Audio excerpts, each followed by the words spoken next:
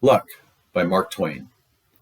It was at a banquet in London in honor of one of the two or three conspicuously illustrious English military names of this generation. For reasons which will presently appear, I will withhold his real name and titles and call him Lieutenant General Lord Arthur Scoresby, V.C., K.C.B., etc., etc., etc. What a fascination there is in a renowned name. There sat the man, in actual flesh, whom I had heard so many thousands of times since that day 30 years before, when his name shot suddenly to the zenith from a Crimean battlefield, to remain forever celebrated. It was food and drink to me to look and look and look at that demigod, scanning, searching, noting the quietness, the reserve, the noble gravity of his countenance, the simple honesty that expressed itself all over him, the sweet unconsciousness of his greatness, unconsciousness of the hundreds of admiring eyes fastened upon him, unconsciousness of the deep, loving, sincere worship welling out of the breasts of those people and flowing toward him. The clergyman on my left was an old acquaintance of mine, clergyman now, but had spent the first half of his life in the camp and field and as instructor in the military school at Woolwich. Just at the moment I have been talking about, a veiled and singular light glimmered in his eyes, and he leaned down and he muttered confidentially to me, indicating the hero of the banquet with a gesture. Privately, he's an absolute fool. This verdict was a great surprise to me.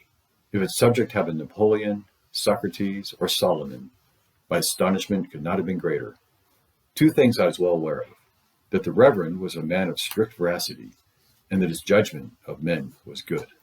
Therefore I knew, beyond doubt or question, that the world was mistaken about this hero.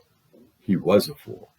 So I meant to find out, at a convenient moment, how the Reverend, all solitary and alone, had discovered the secret. Some days later the opportunity came, and this is what the Reverend told me. About 40 years ago, I was an instructor in the military academy at Woolwich. I was present in one of the sections when young Scoresby underwent his preliminary examination. I was touched to the quick with pity, for the rest of the class answered up brightly and handsomely, while he, why dear me, he didn't know anything, so to speak.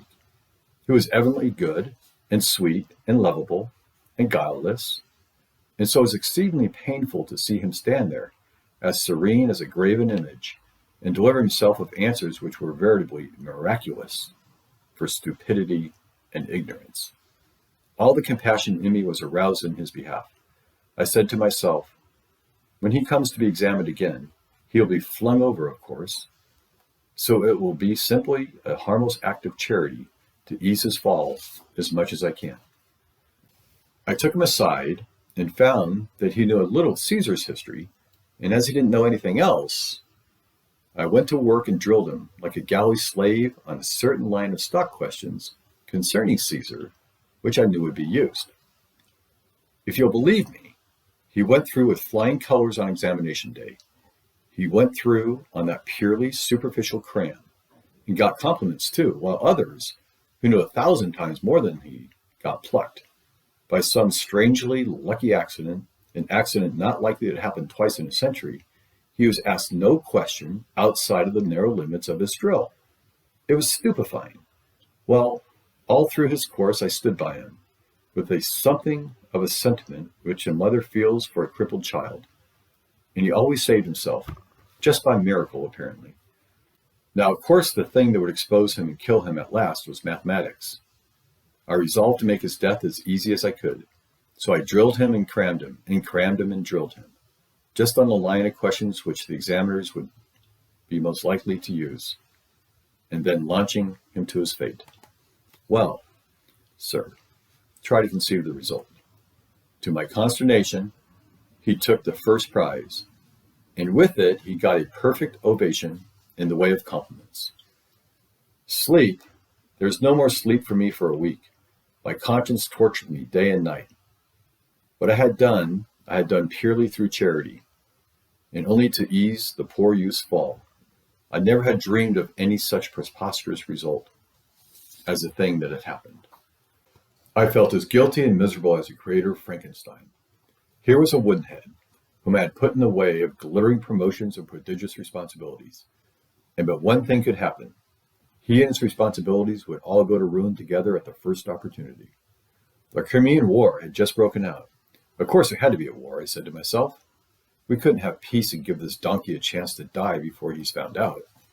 I waited for the earthquake. It came. And it made me reel when it did come. He was actually gazetted to a captaincy in a marching regiment. Better men grow old and gray in the service before they climb to a sublimity like that.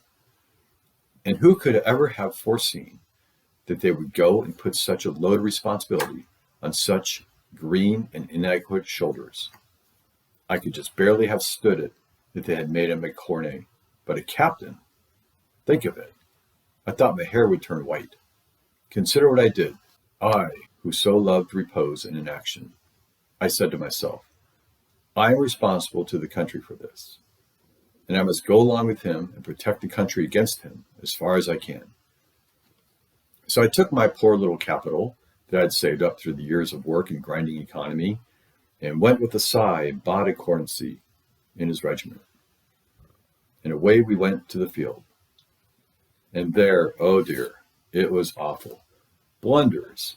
Why, he never did anything but blunder. But you see, nobody was in the fellow's secret. Everybody had him focused wrong and necessarily misinterpreted his performance every time. Consequently, they took his idiotic blunders for inspirations of genius. They did, honestly. His mildest blunders were even to make a man in his right mind cry. And they did make me cry, and rage, and rave too, privately. And the thing that kept me always in the sweat of apprehension was the fact that every fresh blunder he made increased the luster of his reputation.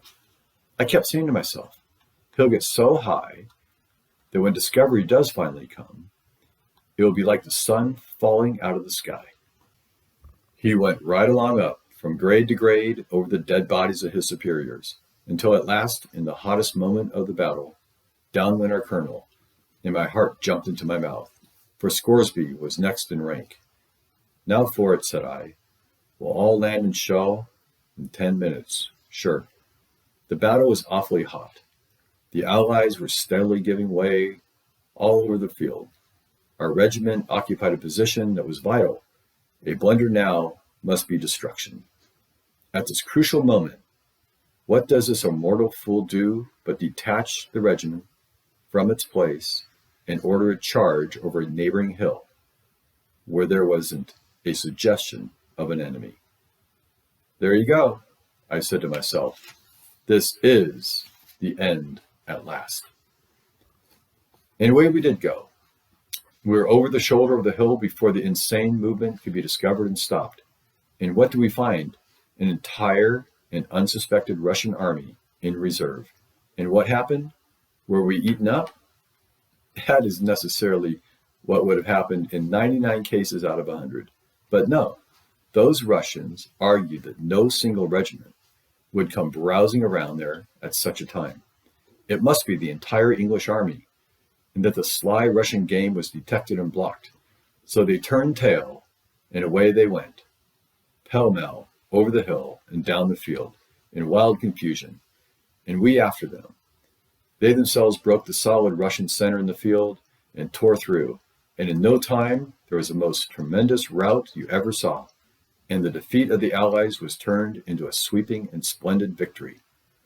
Marshal Canrobert looked on, dizzy with astonishment, admiration, and delight, and he sent right off for Scoresby and hugged him and decorated him on the field, in presence of all the armies.